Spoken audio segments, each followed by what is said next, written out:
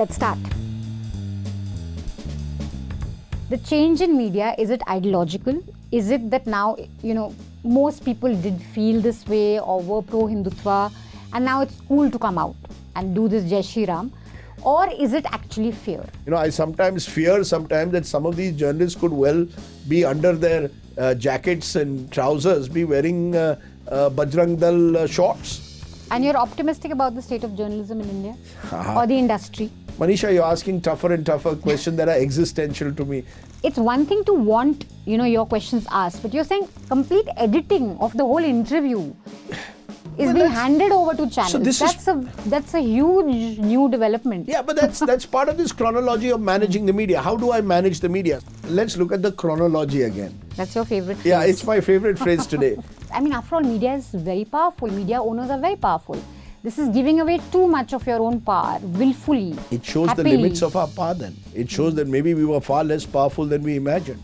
I have maintained, Narendra Modi giving me an interview will break the internet. Because they will, I'm sorry to sound... I hope you're watching. But very humble of you. You were put off air also for 2 weeks. Yes. And we reported that your 1 month salary was docked. Mm-hmm. Did you feel let down by your organization for not standing up with you? Anyone would feel a little let down when you're suspended from work. I am because anchors have done way worse on Aaj Tak and India Today. These are questions you've got to ask others. Welcome to News Laundry Interviews. We have someone very special in the studio today. You see him every night at 9 p.m. on your TV news. His dance moves have featured on TV nuisance quite often. Amit Malviya ke Aankhon ka Tara. He's a veteran journalist. He's been in the world of television news since 1994. No election is complete without him hitting the streets, sampling food with a mic in his hand, saying, "This is the real India." Thank you so much, Rajdeep Sardesai, for making out the time to be with us. Thank you, Manisha, for having me. We're going to be obviously in conversation on the latest book that you've come out with, which is Rajdeep Sardesai's book, 2024, The Election That Surprised India. It's a sort of a trilogy. Yes. You've had one on 2014, 2019, and then now on 2024. Now, you've been very, very frank in calling anchors fangirl and fanboys. You're very dismissive of what has become of the political interview when it comes to Prime Minister Modi. And I think this is the first time that on record we have it here where you say that you talk about Hiren Joshi, of course, who's in the PMO, as somebody who chooses the journalists that Mr. Modi will give interviews to. And this time we saw this round table, right? Modi with 4 journalists from one channel, 5 journalists from one channel. And you say in your book that in a first of sorts, most of the interviews were shot and edited by the PMO, which had by now its own in-house TV production team, complete with a camera crew. I think this is startling. So you're saying that the interviews we saw, including on India Today, were edited by the PMO and given as a package to be run? It's there in the book.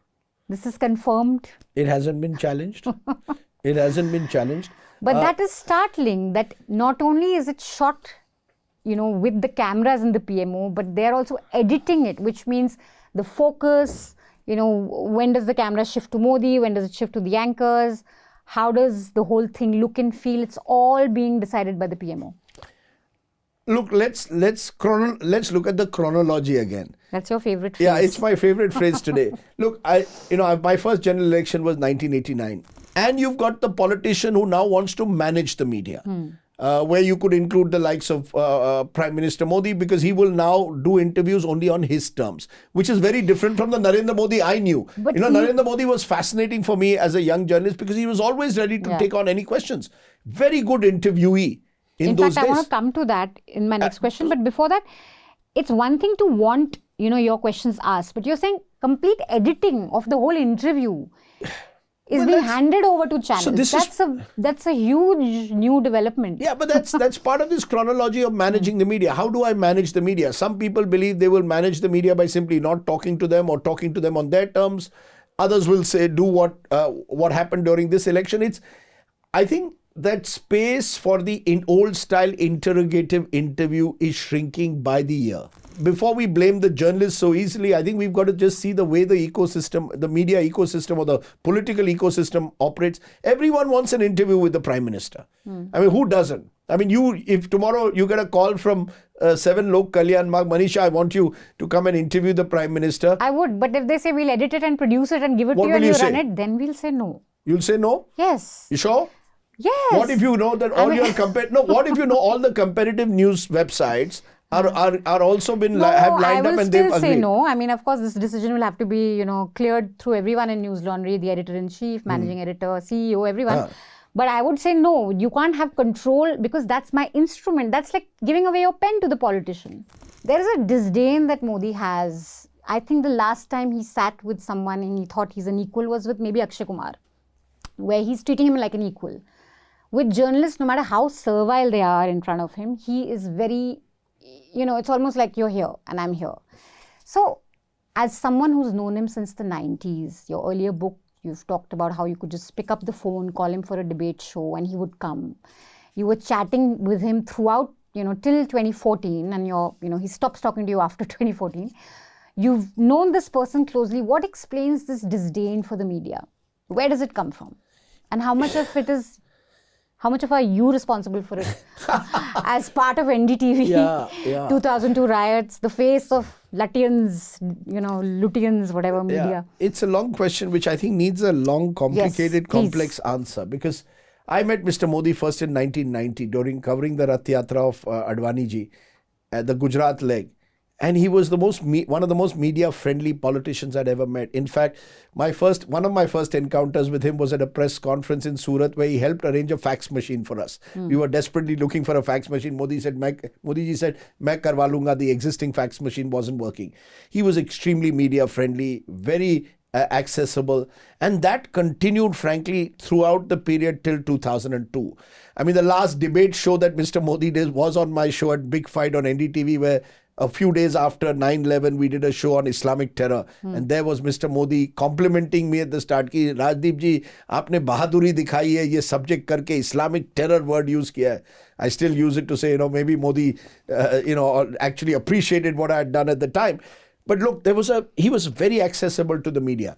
You're quite right. I think 2002 was a turning point where I think he believes, and I think he believes to this day. The Karan Thapar interview, you were the boss. Yes. Then. Did he call you as editor saying that, kya kara aapke journalist ne, aur main kabhi nahi aunga, ya ye look, the story needs to be told. I mean, first of all, I think we were pushing for a Modi interview. We used, I think, Mr. Arun Jaitley's good offices. Karan was doing a show for us, Devil's Advocate.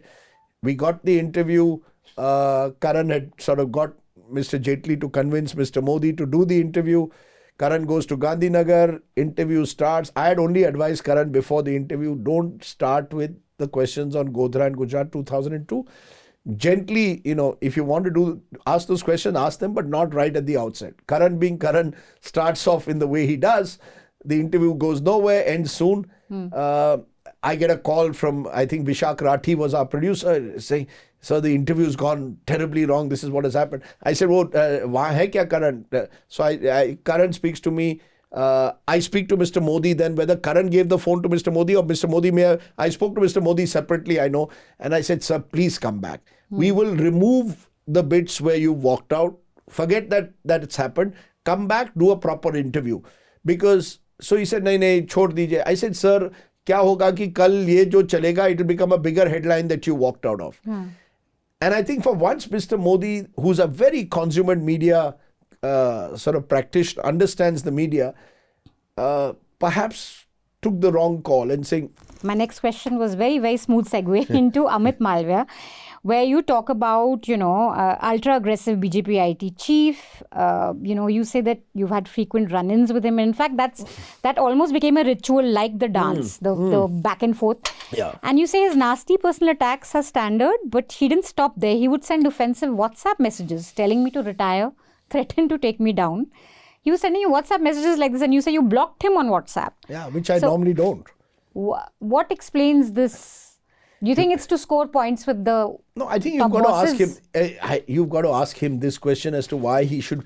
You see, but that is what I feel is unfortunate. I mean, as I've said, there have been far more senior veteran leaders of the BJP whom one has engaged with, where one may have differences of opinion, but they've never stopped conversations. Now you've got, and I think because social media plays such an influential role, as the head of an IT cell army, you have an entire army with you who can try and take me down. He's right. You can try and take me down.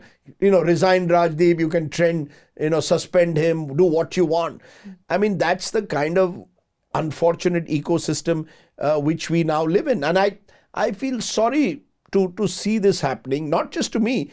Forget me, I at least have some protection and I'm now almost 60, so I can live with it. When I see it happening to some young journalists, the way some of these leaders talk to journalists is deeply unfortunate and, dare I say, even offensive.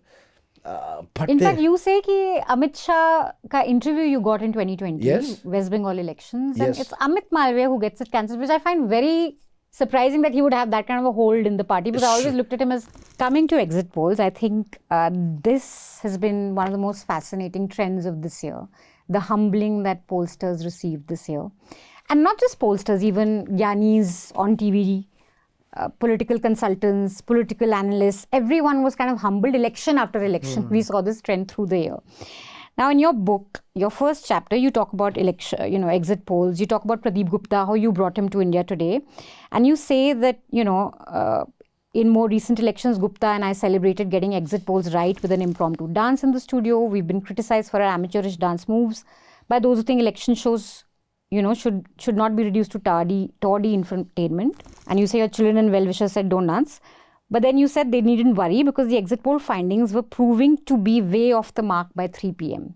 Firstly, are they really impromptu dances? Because we believe that they are all planned. No. I'll give the chronology samajiye. Yes. Chronology samajiye. It's too hard to believe that he's dancing impromptu. Both of you are planning this. I'll tell you, Manisha, what the background to it. The first time we did this was February of 2020, exactly almost 5 years ago, Delhi elections. It was 2 in the afternoon.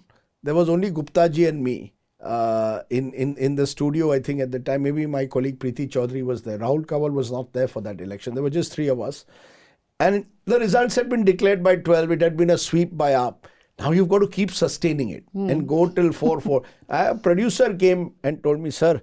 You've said that, of course, there's a lot of excitement among people. It's probably why astrology works on channels. People want to know the future. They want to know the results before they actually come out. So there is an interest that you say there is definitely you guys can measure it. But there are lots of journalists like you who also lament within newsrooms that maybe this has just gotten too much. Maybe we need to stop exit polls or just, put it on the side.